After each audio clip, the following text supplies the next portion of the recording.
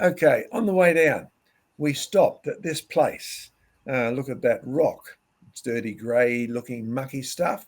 Beautiful scene with 5 islands in the distance, ocean waves, etc. Of course, what's interesting is do you see the nice chiastic crystal there in the form of a cross? Um, yep, that's a twinned crystal. So I love collecting things like this. We were down at Bass Point in Australia, and it's a rather famous tourist site. And they've got these little signs down there, and there's lots of people wandering around. It's fairly relaxed, but this place here is an indigenous cultural walk. The Aborigines were here long before the Europeans. And in fact, they like to tell you that the scene you could see is actually a modern scene because back 17,000 years ago on their chronology, the water was 14 kilometres further out to sea. So you're worried about the ocean rising? I'm sorry, but the evidence here is that it's risen an awful lot more than the couple of millimetres that the satellites report happening over the past 20 or 30 years. Okay, so big evidence of massive sea level rises while the Aborigines were here. Some of their stories tell you the sea came in so fast, it basically they had to run to get away from it. And what you find at that point, their current use, the use they were using it for just before the Europeans arrived, was as a dump. That's a midden regarded as culturally significant today, but it's really an Aboriginal rubbish heap. You can sometimes find interesting things in it, what they used for hooks and things like that. But it's really where they sat down on the beach, ate their seashell, broke open a new one, and then tossed the rubbish away. Well, there's the pretty view. Can you imagine seeing 14 kilometres more of sea? Well, you wouldn't have seen the ocean there at all. And that probably would have been a slightly different forestry area. So, number one, on this trip, plenty of evidence the sea level change has been massive in the not too distant past, even on the evolutionist system. Secondly, I was on this trip, I'd been invited to our first church camp that people have organised since the COVID rules were relaxed. What are we looking at? Well, there's a sign that somebody put up there because it's a fact of history in this area. Now, beautiful area. See the valley that we're heading down to? See the hill on the other side? You can see this sign is fairly high. And on it is a date, 1870, because that's where the flood water reached in 1870. You see water level changes. Isn't there a lot of phobia in Australia about the water, the weather's gone mad? There are floods everywhere. Well, I'm sorry, but the last time the floods were this bad was not 1870, it was 1950. I know, I was alive back in those days. And I've seen it bad from, well, not from 1870, but from 1950s. I've lived through quite a few floods. But there it is in 1870. There's the sign. Now, do you see the water came right up the hill? Let's look down now to a little pumping house area there. And can you see the river way back in the distance beside the next hill? Well, there it is over there. What you find is in 1870, this flood was enormous. There is nothing new under the sun.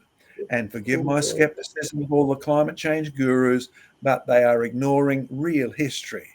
You see, they tell you this is the worst recorded flooding in history.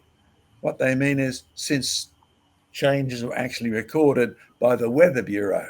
Little wooden signs up a hill in the valleys beyond Sydney don't count. They should. Ah, that's what we were going to teach at this camp. Let this mind be in you, which was also in Christ Jesus. And behold, creation research does not apologize. Our job is to convince you to think like Jesus because he never makes mistakes. Learn from his word because it's not full of any errors. Learn from what he said because he was there when Noah's flood, the biggest water level change, actually happened in history. What were we talking about? There's been lots of jokes on the internet lately, dating in 2022. So, have you always been a woman? Have you noticed the woke concepts of gender and all of that are really prominent at the moment? The church asked me to deal with woke. How do Christians deal with woke philosophy? And some Christians said, woke, what do you mean? Well, there's part of it. Just go to the web. How cartoons have helped my child understand LGBTQ and all the other letters that are popping up on it. And it's certainly true. The people who fund this have been using cartoons to get their message across to kids. And of course, it's showing up in the press. If you live in Australia, you will have noticed this one, a big argument about women's netball and the only Indigenous player, and that raised it even higher stakes. There's the Australian, our national daily. No gratitude shown as woke come between the green and the gold. One of our famous mining owners out here, Gina, whose father established a huge mining corporation, actually said some rather not so nice things about Aboriginals when he was alive. Now, the Aboriginal player refuses to actually wear Gina's lovely symbol on their women's netball uniforms. So they turned down a 25 million donation from the mining company. Well, one of the Aboriginal politicians said that if you make your bed, you lie in it. Unless you netballers have got a few cool million in your back pocket to support your sporting code, your woke sense of self importance should be your private opinion, and hold it to yourself. Now, that lady's an Aboriginal. So, despite the fact the press is promoting this Aboriginal victimisation, I'm sorry, but the Aboriginal politician, she says, no, keep your thoughts to yourself about this stuff. So the Christian said, how do we deal with all this woke? Oh, we had some unregistered attendees at the camp that had a bit of variety, and they certainly weren't woke. You want to know what woke means? Well, we might do a whole program on that if we can find a way to not get banned. You'll find it's interesting. Oh, these are Aussie wombats. Definitely not woke. Definitely the boys are boys and the girls are girls, and no trannies at all. So what you find is Australia has an interesting question like, how come we've got wombats and you don't? All really good questions, but are you willing to let this mind be in you that was also in Christ Jesus? Is it relevant to the fact that they couldn't have survived the flood by swimming, so Noah had to have them on board? So perhaps the only reason they're in Australia is that if there's only three pairs, you can't go in every possible direction. So they headed to Australia and got cut off. Would you be willing to even think about that? Let this mind be in you from creation all the way through to the coming again of Jesus Christ. Because central to the whole Bible teaching is Christ the Creator, Christ the Lord, Christ the Redeemer, Christ the coming Judge. So we finally got, as our last possible venture, to the homeschoolers. And I said, let's do some experiments. So look, we made up some glass jars. One of the mums supplied the jars and the water and the matches. What were we doing? How do matches sink? Now, you might think that's a silly question, but you only get the answers to the questions that you ask. You see, we've first of all removed the danger level. We've burnt the matches. Yeah, kids will burn anything down if you give them half an opportunity. And so these are dead matches, and they've been put on top in the water, and some of them sink and some of them float. This was an 18-hour-old experiment. And there's the box. We split them up into groups of 3 or 4, and all had different age groups. They all had different experiments. Oh, look at the one on the left-hand side. Some of the matches are only just floating and just sinking. It seems they sink vertically. Why would that be? That's what they have to sort out. You see, there's a learning episode because there was one of the mums who acted as our photographer. And I put my one finger down and I showed them, look, this one's 2/3 sunk. It hasn't hit the bottom, but it's no longer at the top. It seems that matchsticks sink vertically, or they float horizontally, but they sink vertically. Why the finger? I said, well, we have to know which photograph this is. So this was photograph number 1. Test everything. Only keep the things that are true. How can you decide what's true? You have to keep records. Hence, you read in Genesis, this is the written record of Noah. This is the written record of Adam. This is the history. So Genesis doesn't claim to be just an opinion. Genesis claims to be a record. Just like that, we recorded the first bottle. And the boys have to then check. And the older students hang around the back till their time comes to do one of their experiments. Oh, the relevance? You see, we have Jurassic Ark, a much bigger thing of water, and we put the sticks in it, not matches this time, but big enough for everybody to see. And they all float horizontally. They're all off bits of trees. And look, they all horizontally float. But within a day or two, like the matches, they start to sink. Because they're bigger, you can actually see some of them floating horizontally still, some of them sinking vertically, and some that are lying semi vertical, and some that have reached the bottom. Well, there we are closer up. Jurassic Ark test tank, polystrate test tank. Because what happens in the end is they will all hit the bottom and then they will all gradually tip over. Then they will all fall down and go horizontal. What happens if you bury them before that? Well, that's what happens. You see, the relevance of answering how do matchsticks float is you come up with a wonderful view of polystrate trees. Polystrate trees, well, trees are where we get matchsticks from. You take a big pine tree, cut it into, elongate little matchsticks, and then you put some phosphorus and wax on the end, and then you can use a matchstick. But if you burn the match, you will find that it still behaves as a tree does. One end gets wet before the other does and forms a polystrate tree. Ah, there's John Mackay. If the polystrate tree lands, it can still absorb minerals and eventually will fill up with minerals like iron. Ah, simple little experiment in a bottle done in a homeschooling classroom. That's all you need. You don't need 10 hectares of land to do this on. You don't need vast amounts of equipment. You homeschoolers out there, run some experiments. Set up the bottles the day before, put the water and the matches in, and then on the day you're doing the experiment, set the kids up themselves so they can see what you've done and see your results and then start to do it again and take the bottles home or the plastic bottles just for safety. Not time, but process. Ah, forgive me for being boring, but when God made the world in 6 days, he didn't need time because he had the right process. In fact, to be blunt, he didn't even need 6 days. He took 6 days to teach us something. He took 6 days for our sake, so that on the seventh day he would rest. Yes, you see, it's all built into the fact that the whole creation points to Christ. Why did he need to rest on the seventh day? Because he never broke any of his own rules. And when you saw that he rose from the dead on the eighth day, wow, I'll tell you what. Oh, that's another whole lesson. Look up our video on the 6 days of creation, and you'll learn why God deliberately made the world in 6 days, but he won't remake it in 6 days at all. Test all things. Hold fast that which is good. A simple little experiment with matches, and homeschoolers can learn an awful lot of Bible teaching. Or what else? Here's me with another group. You see, there's all different ages there that day, and I'm obviously the oldest one. Oh, you can tell that because what used to be in my hair has gone. And the kids were fascinated by that, particularly the girl on the right hand side. When she first met me, she said, "Wow, you're different." She hasn't seen me for quite a long time. I said, "What do you mean different?" She said, "Your hair's missing." I said, "Well, what's the importance of that?" "Wow, it means every time I see you now, you look different." She thought that was interesting. Oh, but look at the white plastic cartons in front. We've actually made up some concrete. Yep, ordinary concrete.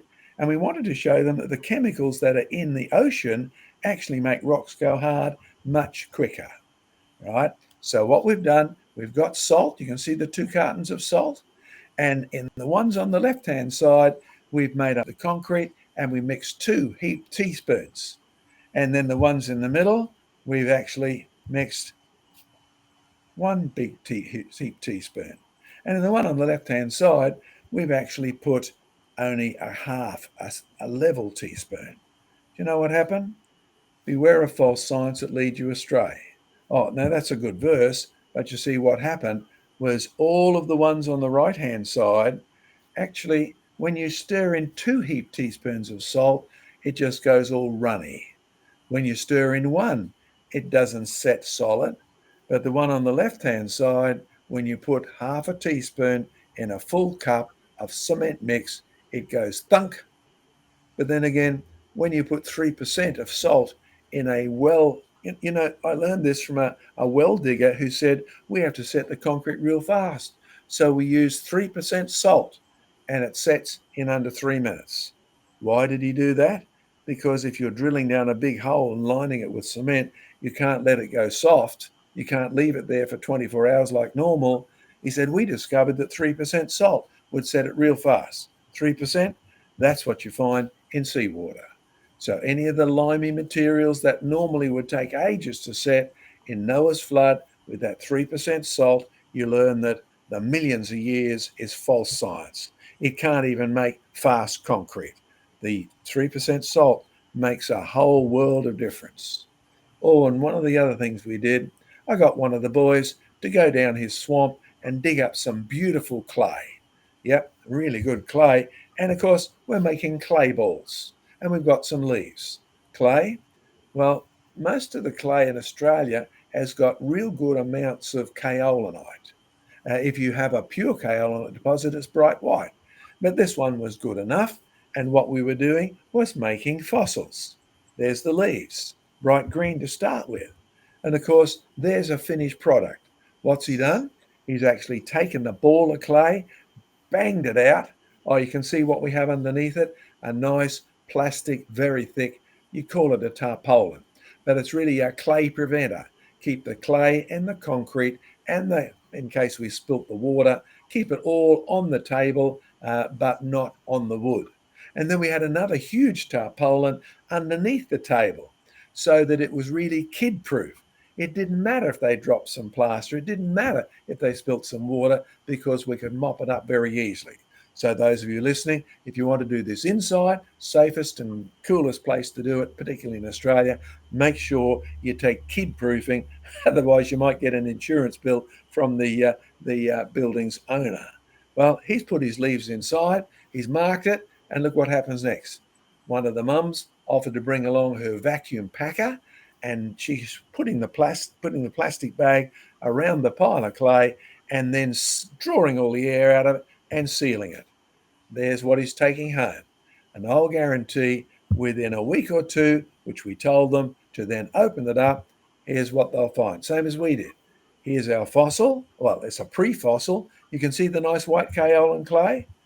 And there's one we started on the 24th of the 1st in 2020. 2 weeks later, we open it up. Look what it is. Nice black carbonized. Now, it's not just carbonized. We proved it was a fossil and the leaves were now coal. Yes, there's the original, and there's what it was just 2 weeks later. You can make your own fossil. You don't need time. You need the right process. The kaolinite seems to act as a catalyst, but the kids don't even need to understand words like that. They just need to have fun bashing up clay, stuffing leaves inside it, and then learning how to make coal quickly. Well, one last little bit before we go any further. We've made that point many, many times. False knowledge leads you away from Christ. True knowledge points you to Christ. They won't convert you to Christianity, but they'll say, signpost, signpost, all points to Jesus. That's what the Bible says about the whole of creation. You see, the last experiment we got them to do was take mushes of leaves and grass. Okay, there we are. Mix it with clay, just in this case, a smidgen of clay. And within a short period of time, what you find is whether it's animals or plants, the bags swell up and you can put the bag inside a safety device. You see our can underwater? You put the bag, expanded bag, and then you burst the bag and you set fire to the gas that comes out. This produces absolutely odorless methane. Beautiful. Oh, we thought the world would love to hear about this, but in reality, the greenies have despised us because we proved that methane is easy to regenerate.